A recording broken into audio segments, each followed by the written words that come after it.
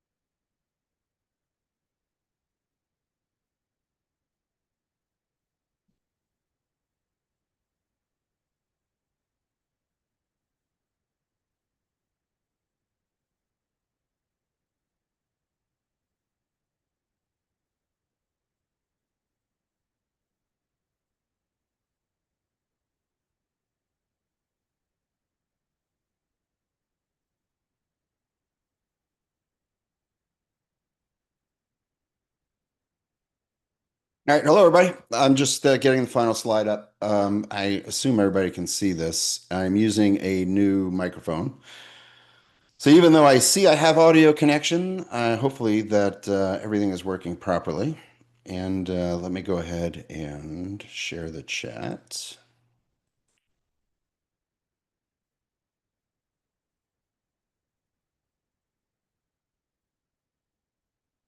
All right. So if anybody has any questions, feel free to use the chat and you can go ahead and put questions in there.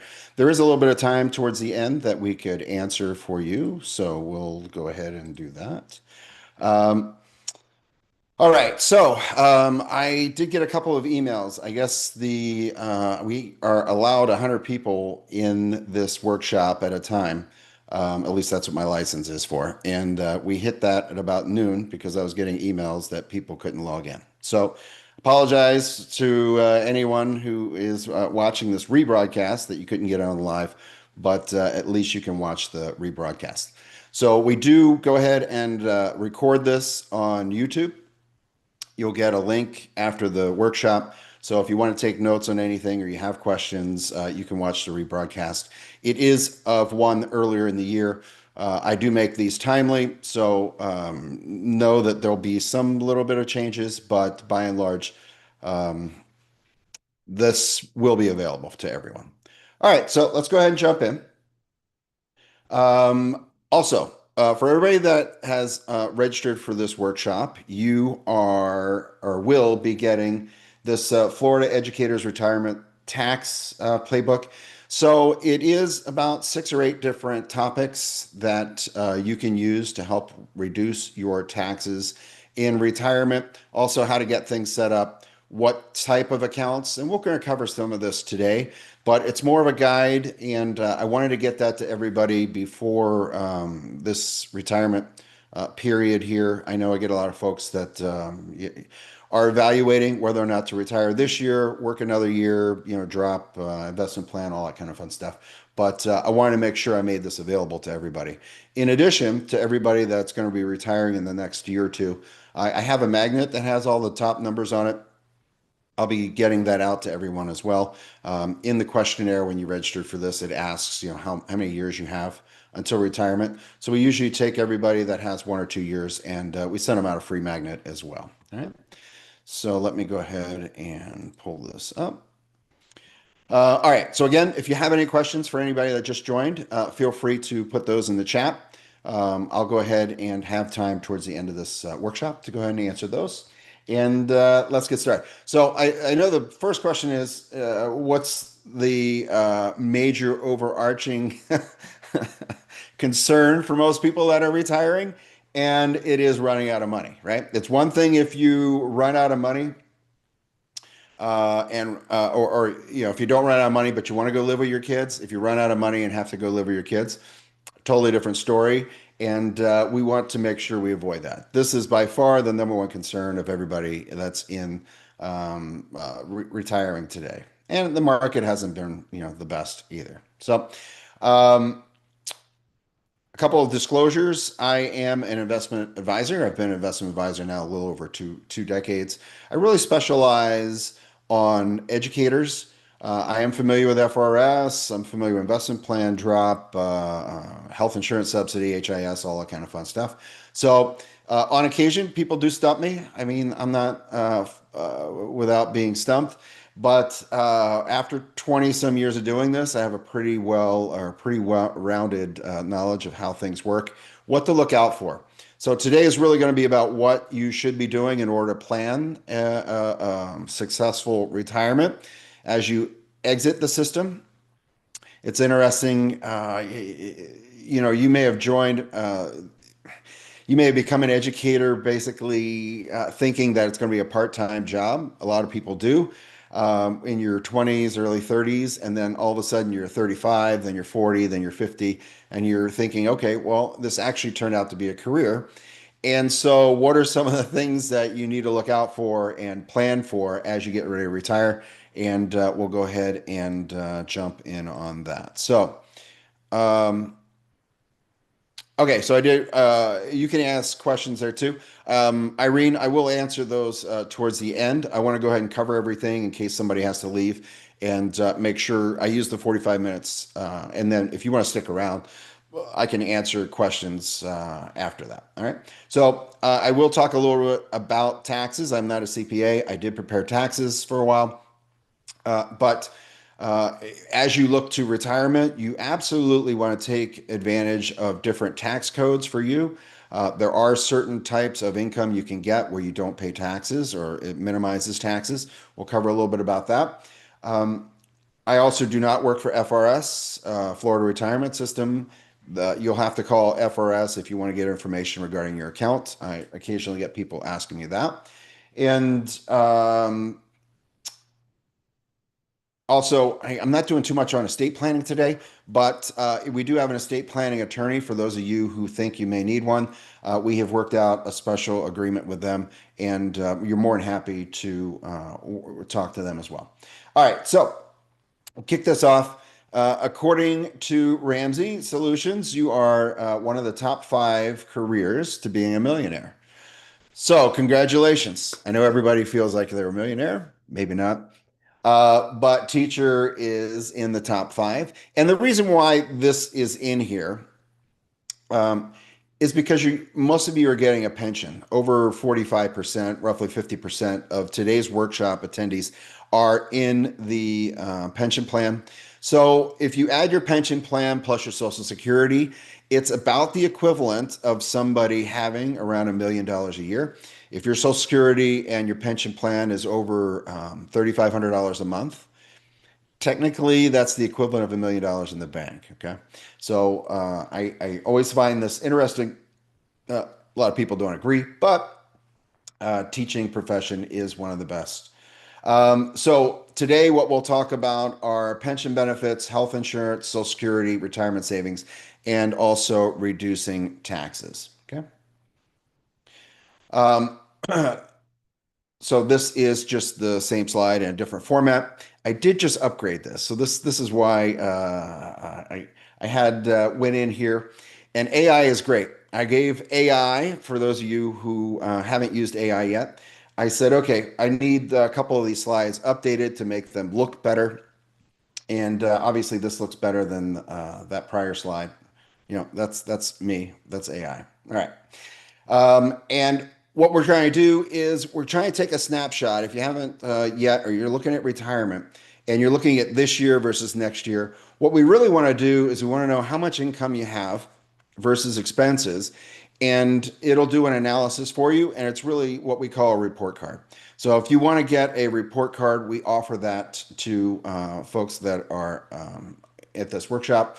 And it really does help you get a clear picture. So if you're on the fence as to whether or not you can retire this year or whether or not you need to work another year, this is ground zero. So it says, okay, if you retire this year, great. Everything looks good, not a problem.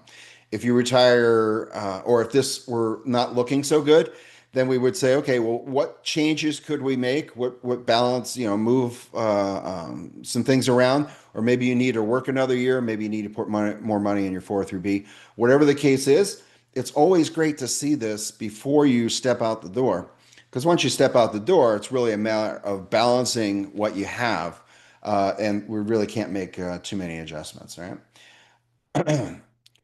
So maximizing your pension benefits, we really look at your when you want to retire. For most of you, again, if you are in drop, this is your last year of drop, the 8th year. You could, in theory, if you've got 3, 4, and you're going to go ahead and retire, you could, work another year. I wouldn't say the market has been so bad as to I've seen anybody say that because of their losses, like in 2008, we had plenty of people say, you know what, my portfolio is not looking well, and it's gone down 30%. A lot of those folks went and worked another year, but we want to kind of take a look at that and just decide, okay, are you going to retire at 62? 62, you can start Social Security. Maybe you're looking at retiring at 60. Maybe it's better we wait until age 70, right? So we want to take a look at that. That's step one.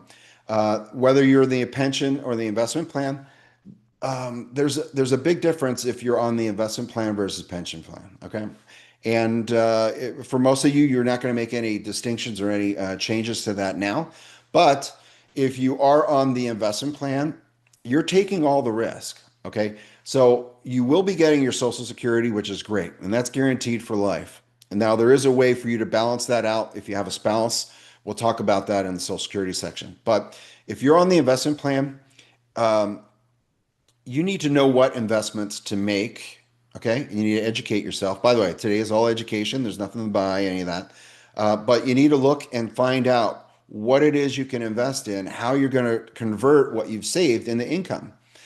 I would say 90% of folks that retire go ahead and are living on the money, right? I mean, this is why you've put money aside. This is why you have an investment plan, because that investment plan now you need to start drawing money out of it. And how do you do it? What's the best type of investments? We'll cover that a little later. But certainly if you combine that with tax strategies, you can make it last longer. Okay, and that's really what we want to do. If you're having to max it out.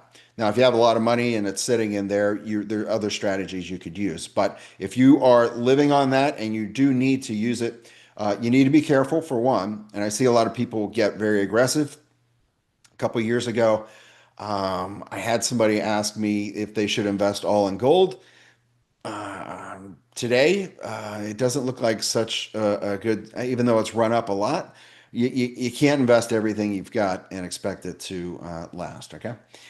Drop, not really entry for most everybody on here. I do get probably a handful of people that ask me, if they should enter drop.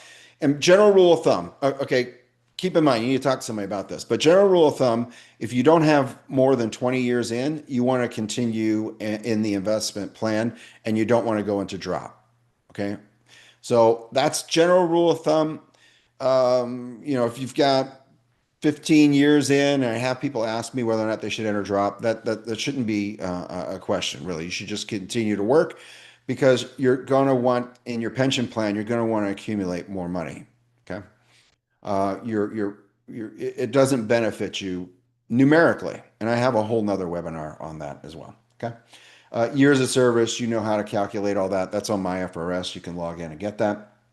And the high five for you, the highest five average salary gets invested. So I like this slide because if you go to my FRS, it shows you everybody puts in 3%, whether you're a governor, lieutenant governor, you're a justice, or you are an educator. Okay. 3% of whatever you make goes into your pension plan, whether it's investment or pension plan. And the interesting thing here is if you're on the investment plan, which by the way, you're taking all the risk, the state of Florida is matching you 8.3%. If on the other hand, you are on the pension plan, the state is matching you 13.5%. So it's about a 5% swing. So those of you that are on the pension plan, you're having more money added to your pension plan than the folks that are on the investment plan. All right. And I point this out because I'll always get the question, hey, I'm on the investment plan, but the market hasn't been so good or whatever the case is, but you want to go back on the pension plan where they're going to pay you for the rest of your life. However, I shouldn't say nobody's ever been able to do it, but keep in mind you are going to have to pay that difference. So you're going to have to true that up. So if you've been working for 10 years, I've seen people get hit with $30,000, $40,000, $50,000 in order to go back on the pension plan because you have to true that number up. And it's costly. And not a lot of people can do that. Conversely, there are some people that go from the pension plan to the investment plan. I do see quite a few people do that. Remember, though, you're only allowed to do this once. So if you signed up 30 years ago on the pension plan, you can do it one time on the investment plan, but you can't do it more than once. Okay. So once you make that decision to change it from what you originally had set up, you can't go back. All right. So that's always important. And by the way, if you are a legislator, governor, or any of these kind of things, you're doing pretty well with FRS in Florida. 60% of your salary is being put in your pension plan. That's not too shabby. All right. Whereas educators here, we're not making as much. All right. All right. So, source of income when you retire, again, Social Security is going to make up 50 to 80% on most of these. Remember, I've got about 1,000 clients and I've done this many, many times. So these are just sort of averages. So your numbers might not match up exactly how this looks, but by and large, you'll get your Social Security. If you are in the pension plan, you're going to get a pension. If you are on the investment plan, remember, you're going to have to turn that investment into a pension. Most people do. So I equate that as one and the same. Personal savings are your 403Bs, your TSAs. You may have worked for a prior employer and had 401k plans, IRAs, things like that. And other income, part-time work. You may have had rental properties, so forth and so on. You may have a part-time hustle, whatever the case is. But by and large, those are the four main areas that you're going to get income.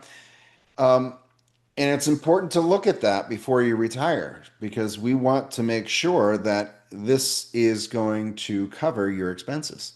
You definitely don't want to walk out the door and have more going out the door than what's coming in. All right. Again, if you don't work with us or you work with somebody else, make sure they're doing this for you. All right. There's a couple of things here that I'm going to point out that if they're not or have not provided you updated information, make sure they do this. It's super important that you get an income plan put together. Okay. So that's one of the major components of hiring. You've hired somebody to be your financial advisor. Make them work, make them earn what they're earning money on what you have with them. Make sure they working. Make sure they're working. All right, health insurance subsidy. Couple things about this. Pretty sure everybody on here had more than 12 years time in service. So everybody here will qualify for this. But here's the rules. It is $7.50 for every year that you worked for FRS with a maximum of 30. So if you've worked for FRS for 30 years or 40 years, it wouldn't matter. You're only going to get the 225 per month paid to you. Okay, so that's the maximum. Now, a lot of people miss this, but you need to be 62 years old in order to meet service requirements. So I have some folks that started working for FRS, working as educators in their early 20s. So 30 years, they're in their early 50s, mid 50s, and they're kind of stuck. I mean, yeah, okay, you did your 30 years, which is a long time working for the school district, but or working for a district but you're not 62 yet, so you can't get Social Security, and you don't get health insurance until you're 65, as far as Medicare goes. So what do? Well, you also don't get the health insurance subsidy until you turn 62. You're not necessarily stuck because you can get your pension amount, and as long as you've saved, you're okay. But keep in mind when if somebody comes to me just randomly and says, "Hey, what's the best age as an educator to retire?" I typically say between 65 and 67. Okay, that's really the sweet spot. And really, it doesn't matter if you've got 30 years, 20 years, or 50 years time in service. That's kind of the sweet spot because your health insurance is going to cost some money. You're going to want to accumulate your time, and the health insurance subsidy helps. I know it's not a lot, but Medicare costs, $210, $215 per month for Part B, and I'll cover that here in a second. But it helps offset your Part B premium. Okay. And this is estimated premiums. And keep in mind on the right-hand side here, this is for Palm Beach County. This is where I live in West Palm Beach. So I don't know what this would be for you. We use United Healthcare here. It could be different for Humana and some of the other providers in your county. But this is generally on average. And so, if you got a family and you got to cover your family, you're out $1,800 a month. That's not cheap, right? And if you're solo, it's about $800 a month. So you do have different plans, you get high deductible and so forth. But if your pension is, say, $2,500 a month and you're not collecting Social Security, to cover a family with $1,800 is a lot of money. So this is certainly something that you need to keep aware of, keep that in mind. And if you're doing a budget, cursory budget, you need to make sure you're adding these appropriate lines. Look, this is just what you're paying for coverage. This doesn't cover your deductible. Okay? So your deductible could cost you up to $10,000, $12,000 out of pocket before you're fully covered. So keep in mind, this is part A. Part B could be a lot more if you have to go to the hospital or if you need healthcare coverage. All right?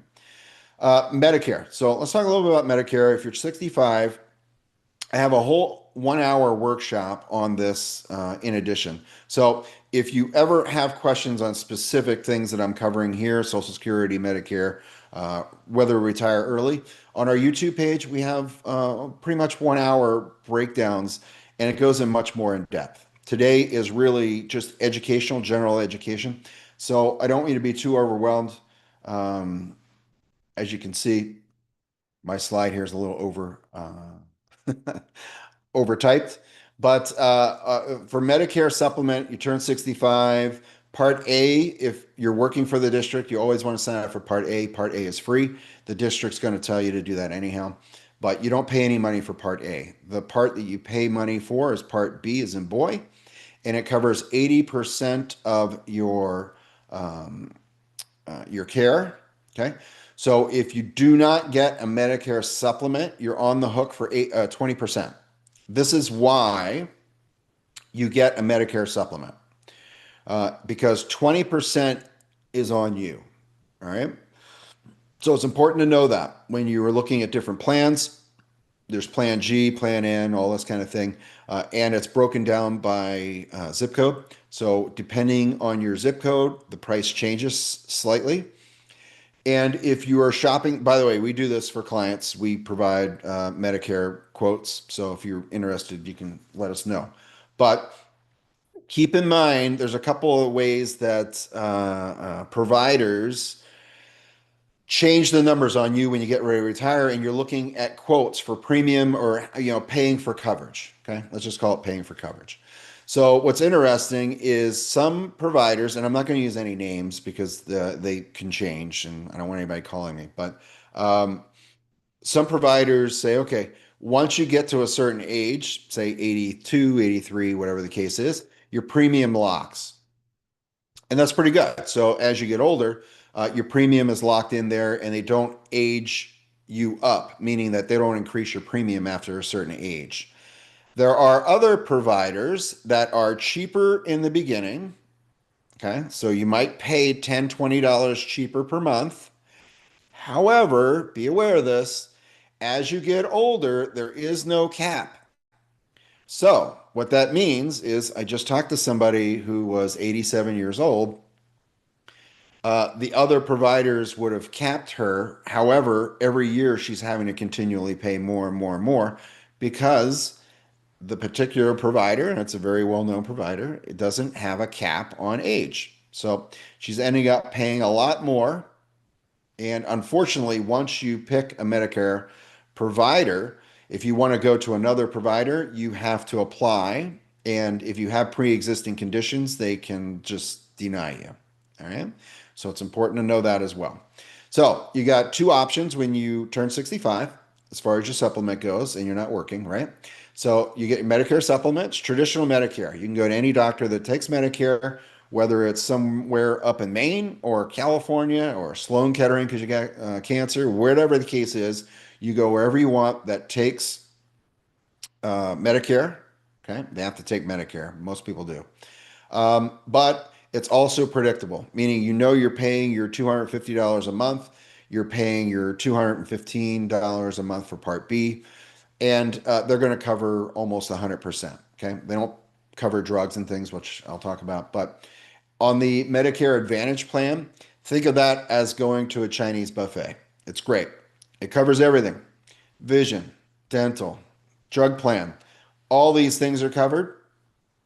However, typically you'll have to go to somebody that's in network and you may not want to go to that particular provider. Also, some of these providers are becoming, let's use the word cash strapped, and are pulling out of certain states, which means now you got to go find somebody else. And remember, you have to go through underwriting, so it's an issue. Um, Again, I cover this in great detail in another workshop. But if you have any more questions, feel free. But that's general knowledge about how Medicare works. And it changes year to year. So it doesn't change drastically, but year to year, there are tweaks to it.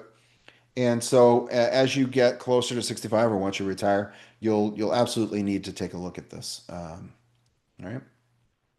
So we'll talk a little about retirement or your nest egg. And this is pretty, how do I explain this? So this is going to be not complicated, but just so you know, every dollar that you have, whether it's in your investment plan, whether it's in your bank account, or IRA, CD, whatever the case is, it falls in the one of three buckets. All right. And this is our introduction to taxes. Okay. Just think of this as tax 101, because you need to understand that any money that you take out of your IRAs, 403Bs, things like that, that's considered ordinary income because you haven't paid tax on that yet. So if you've got $500,000, let's say you're on the investment plan and you have $500,000 in your IRA, because that's what you'll eventually put it in when you retire, if you're on the investment plan, and you'll combine that with your 403B and whatever other money you have. So you get taxed on that as ordinary income. And again, it's 10%, 12%, 22, 24. The tax bands here are at the bottom. So you need to understand that even though you show $500,000 in your account, anytime you take money out, you're going to be paying tax. And if you were to take big lump sums out of that, that's going to push you up in tax brackets. Okay. So before you make any big purchases, make sure you talk to your advisor, because I had a gentleman come to me and said, "Oh, well, I'm buying a new truck." By the way, I didn't know new trucks were $100,000, but he's buying a new truck, $100,000. And he goes, "Yeah, I want to just take $100,000 out of my account." I said, "Well, that's all fine and good, but because he was single, he went from the 12% tax bracket down up to the 24% tax bracket." And I said, "So you just so you understand, um, in addition to the $100,000, you're going to need to pull out an additional $24,000 to pay the tax on it." He's like, "Well, I'm not going to do that." I go, "Well, that's all fine and good, but the IRS isn't going to like it, and they're going to send you a love letter. It's called You Owe Us." And I explained to him how it all works, and he did it, and he said, "Oh, I didn't pay enough in taxes." I go, "I understand, because when you do that, when you take lump sums out, by the way, I never suggest anything big lump sums. Prior to you retiring, you want to pay everything off if you can, your house if you can. If not, that's okay when we balance out your budget. But you absolutely want to pay things off like credit cards, things like that. Because if you go in and you have to take lump sums, like you decide that you're going to pay for your daughter's wedding, make sure you save or take money out over time. The last thing you want to do is take a big lump sum out, because you're going to end up owing so much more in taxes. All right. So that's one of the things I wanted to illustrate there. Roth accounts, that's another type of account. When you take money and you can put it in retirement accounts, there are Roth 403Bs, Roth IRAs, things like that. Rule of thumb here is that you need to own it for 5 years or more in order to get the income tax free. Okay, just the income. If you have $100,000 and it's in a Roth account and you put $100,000 in there, you can get your $100,000 out without penalty. However, if you take the interest, let's say your 100,000 becomes 110, and you've only owned it for 4 years, you now have to pay a penalty because you need to own it for 5 years. Okay, it's the government's way of keeping you from dumping a bunch of money in it and taking it right back out. So you're not allowed to do that. After tax money, think of that as money that you have just saved, um, things like that. And maybe you had a second house that you sold, things like that. But all of this put together is what you're going to be earning. And so I put on here, this is kind of interesting. So the long-term capital gains, you get taxed in two different ways. And most people don't even bother with this until they get ready to retire. Okay. You have ordinary income, and that's what you've been paying your whole life. Every time you get a paycheck, you're paying ordinary income on that. Okay.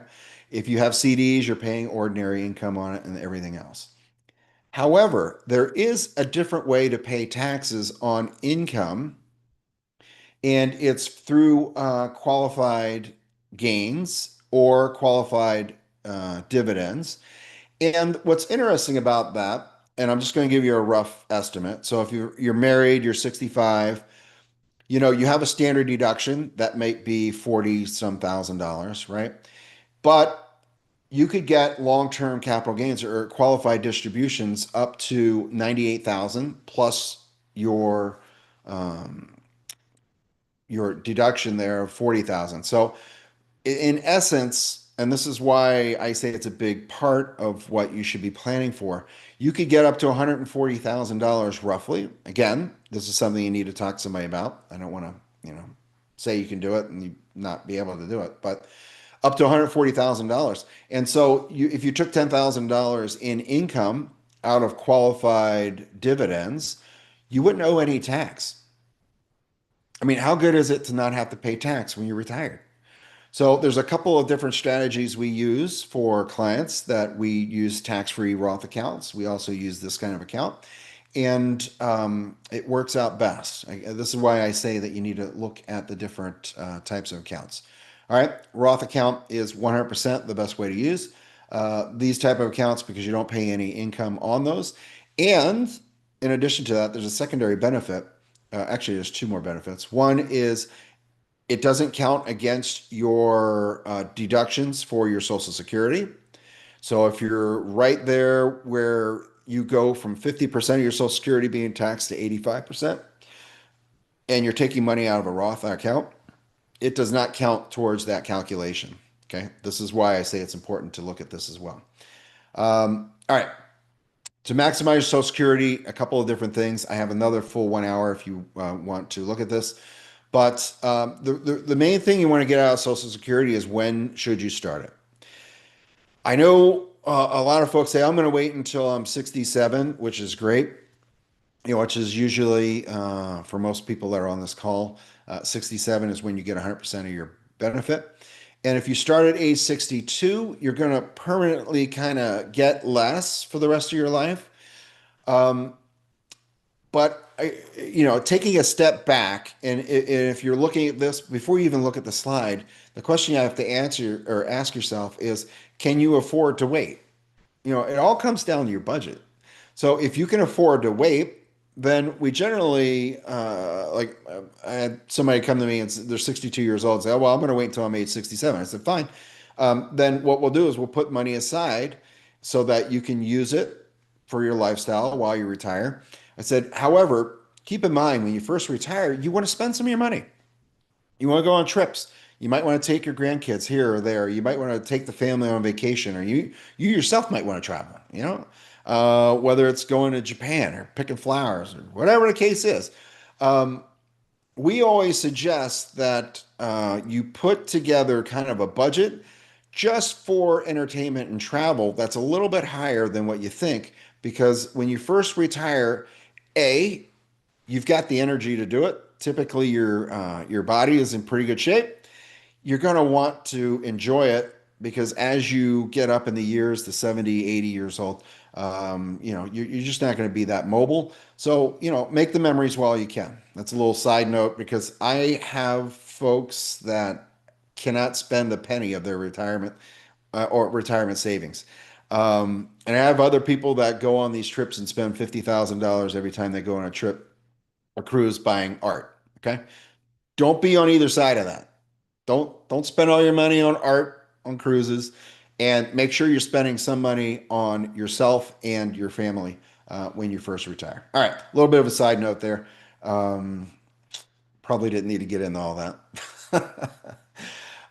Back to Social Security. The key here too is if you are married, when should you file and when should your spouse file? Okay, there is a software that we use that tells us, it picks out the ideal time.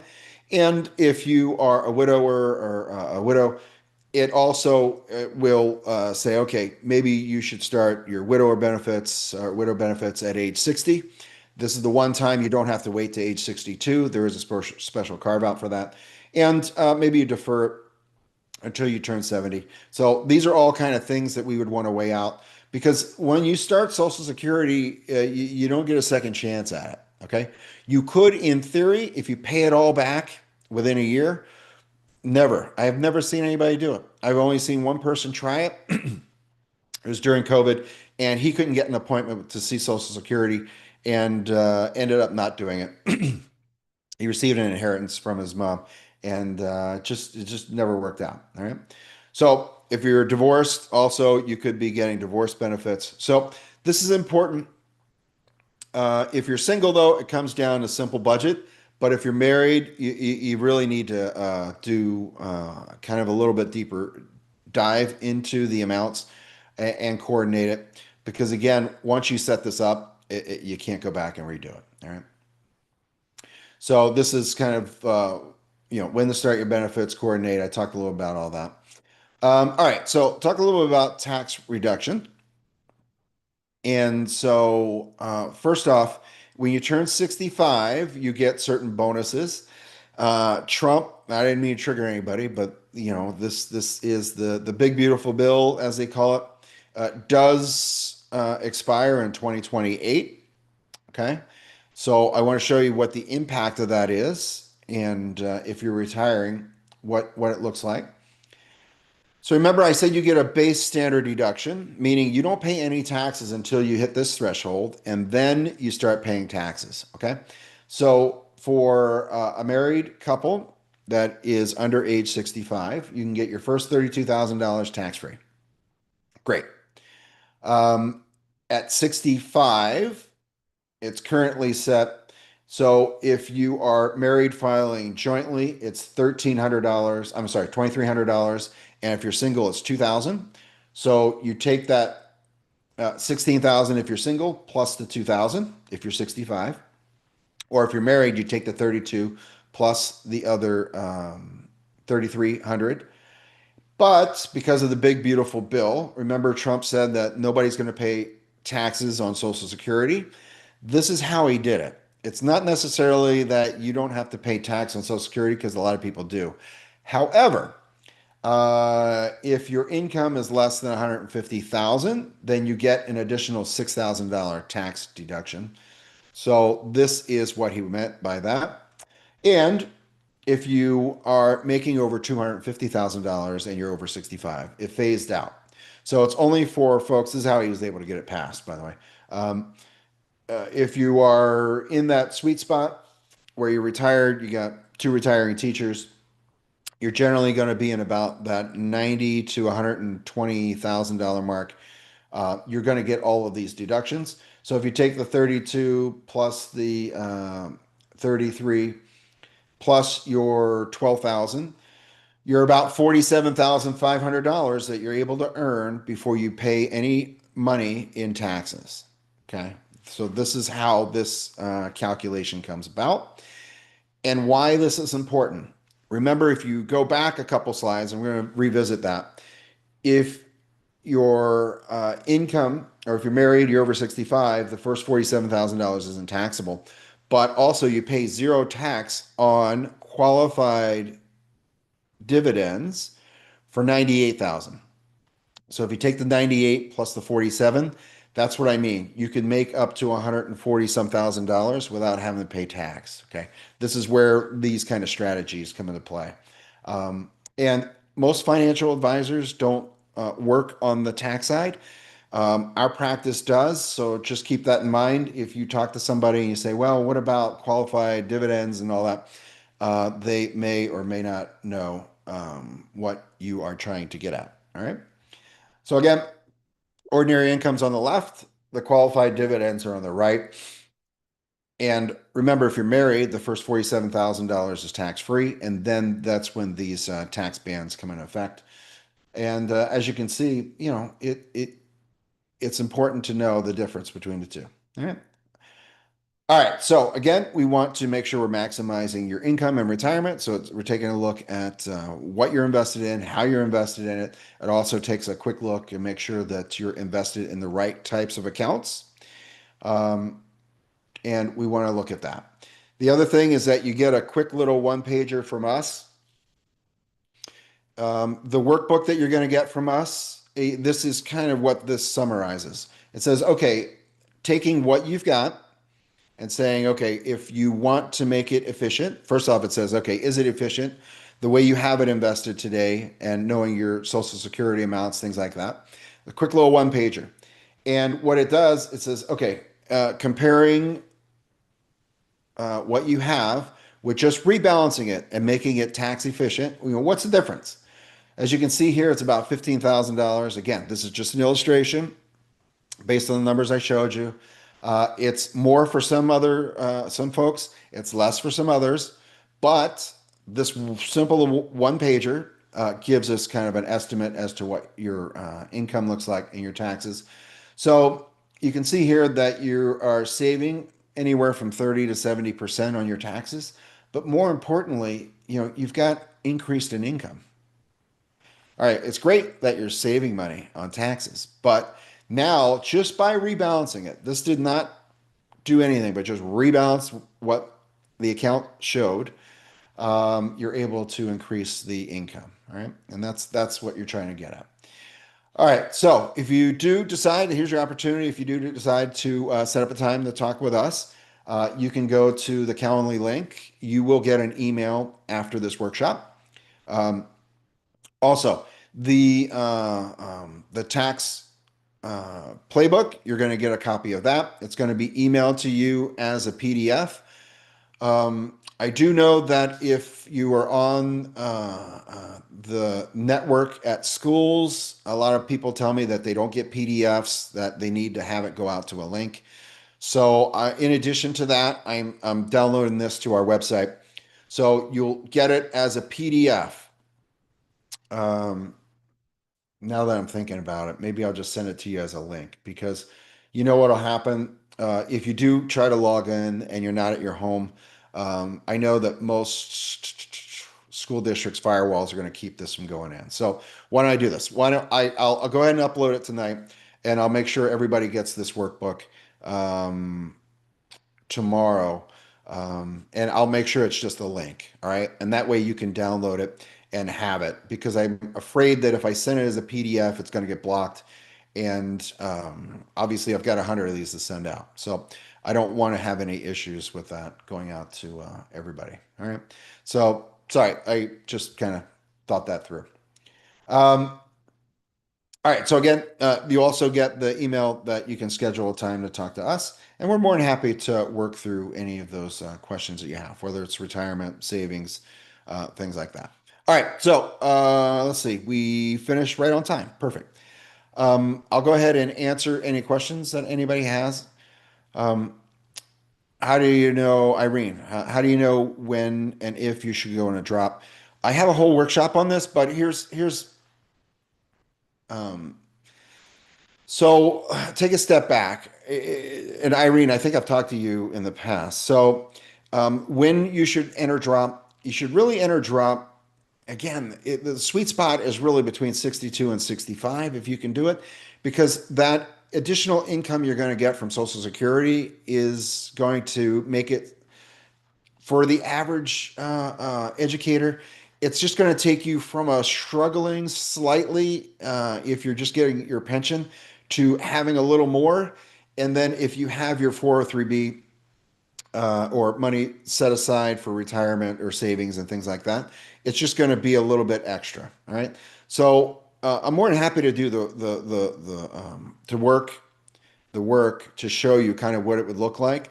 And if you wanted to, I would show you what it looked like if you're going to retire next year or 2 years or 3 years or whatever the case is. But by and large, the longer you wait, the better off you're going to be, like anything else. But I do understand that if you started when you're in mid-20s, you're now 55, or maybe you're 65, and now you've done almost 40 years in the district, and you're like, you know what? I don't want to work anymore. And by the way, I get a lot of people, I talk to a lot of folks, okay? So this workshop today is full. It's got 100 folks. I don't know, there's 70 or 80 people that are on the workshop today. So I don't want to be too generic on this, but I also want to let you know that a lot of folks that think they aren't good are good. And the difference in waiting 1 year doesn't make that big a difference in somebody's retirement. But if it's close and you've lost a little money with the market or whatever the case is, if it's close, then my suggestion to you is to work another year. Now, maybe it's not maybe you can't do it. So what we got to do is say, okay, well then let's take a look at your budget. Maybe we can reallocate or figure out your budget a little better. Maybe you pay that car off, or maybe you pay the credit card off, or maybe you do this or that. Um, but we'll take a quick look at that. I hate to give you one answer because it's so many factors. It really, because once you retire, most people don't go back to work. Okay. And you don't want to be stuck and you want to do all of this planning ahead of time. You don't want to do this planning as you're walking out the door. All right. So again, my suggestion to you is to talk to somebody like me, or if you've got somebody that you've been working with, again, you make them work for you because you're paying them. And if they don't or can't or don't have any experience working with educators or know about drop and all that kind of fun stuff, feel free to come see me. And you have the opportunity to set up a time. All right. You have a certain number of years, Mrs. Fox. Let's see. Do you have to have a certain number of years invested before you go into drop? Um, So when you go into drop, if you are an educator, you can enter drop whenever you want, but certainly you would want to have over 20 years. This is what I was saying is that if you don't have over 20 years, you don't necessarily want to go into drop. Um, but if you have over 30 years, it might be advantageous for you to go on a drop. Now, I know there's always some play as to whether or not you're going to do the 5 years, 8 years, but my suggestion is if you do decide, let's say you decide at 65, you're going to retire, and at age 60, you enter drop, and you've got 30 years in, right? Let's say you started with the school district at 30 years. So that's a perfect time to do that. Now, if you are not let's see, if you're not working with the kids, you do have certain time frames, like you have to be 62 or you have to have 30 years time in service. So you have to be careful of that if you're not educator. All right. All right, let's go on to the next one. Noreen, oh, she had to sign off. Okay. She had a class at 5. Thanks. If you're divorced and not married again, ex-spouse is 55 and 61. If his amount is higher, how long do you have to wait to collect his Social Security? Okay, so that's a good question. Social Security, you have to be married for 10 years or more. And um, if you file for your spouse's or half of your spouse's Social Security, remember, you don't get their Social Security, you only get half. Okay, so first off, I'm not sure if you knew that, um, Gina. So, Gina, if you file for half of his Social Security, um, make sure I read that right. Yeah. Um, but you have to be married for 10 years and you're 61. So you can't really file until you're 65 anyhow. All right. Or 62. But again, you're going to take a reduction. So I should really put a slide in here. So at age 62, you're about 30% less in your Social Security than if you waited at age 67. And between age 67 and age 70, you get 25% more. So if you get $1,000 at age 67, you get $700 at age 62, and you would get 1,250 at age 70. So it bands and goes up as you go. Um, okay, I have 22 years with the state of Florida. So again, it depends on how old you are. So feel free to set up a time. Again, I think I've talked to you in the past. So um, feel free. I know you give me some more information. I'm sure not everybody wants to hear your personal info, but just call me and we're more than happy to work that out. 5 years of drop expires in 27. Continue to work until the end of the school year. Yes. Um, so this is an important thing too. If you do decide to retire and you are going to retire this year, my suggestion is if you want to game the system and get the most out of it, you would wait until August to retire. However, it does two things. One is it kind of jams up your principal. Some people care about the principal, some people don't. But it does jam up the principal if you don't tell them because they can't fill your slot until after you leave, right? So they really can't bring somebody in. And two, it jams up the principal. So if you're in good terms with the principal, you say, hey, you know what, I'm going to go ahead and retire. But what it does, it carries your medical and all that. Let's say you're 63 years old. You know, I showed you the chart. If you're covering you and a spouse, you're doing family, it's $1,800 a month. That's going to be covered for you for June, July, and August, as long as you work one day when the kids are in. So there is a strategy to doing that. Feel free to reach out to us. But you would want to work that extra time and just make the most out of your benefit, right? If you're going to retire and you know you're going to retire, make sure you do it into August so that you can get the full benefits because they have to cover you for the full month. So even though you retire beginning of August, they're going to cover you for your full benefits. And then if you're over 65, you want your Social Security benefits to start at um, September. Oh, sorry, I'm trying to figure it out. So you want them to start your benefits right after, all right? But you want to make sure that that's already preset, and you can file for Medicare 3 months prior to retiring, or 3 months prior to turning 65. So no issue with that. So there's no gap, you know. During COVID, I will say that there were times when some of the folks I was working with did have gaps in insurance. And it wasn't to no fault of their own, but during COVID, they didn't have people in the office. So I'm not even sure how they're able to process all these Medicare claims or Medicare benefits and get people started, but it was a nightmare. You apply, they lose it, you apply again. Meanwhile, it's already time for you to get your benefit and you don't have your benefit. All right. Question here. Widower at age 62. My husband made more than I did. Can I collect a Social Security and half of mine? No, you can never get two benefits through Social Security. You can only get one. So even though you lost your husband, you could get his benefit, um, which is a widower benefit, or you can collect yours. Um, so typically, what you may want to do is collect your spouse's benefit. If it looks like it's more, okay. So anyhow, it gets a little convoluted there, but let me know and I can work that out for you. But you want to collect whoever's benefit is higher. Keep in mind, if you are a widower, then you can start your benefits at age 60. You do not have to wait to age 62. All right. You said that you were age 62, but I want to point that out to anybody else who is looking to do that. All right. So, any other questions on that? I do appreciate everybody throwing in a couple of questions. Those are good ones. Um, if you know anybody that tried to register for this and was unable, I do apologize. When I send you the PDF for the guide, if you want to send that to anybody, feel free to do that as well. Um, it really does help kind of open your eyes to what you should be looking or doing as you prepare for retirement.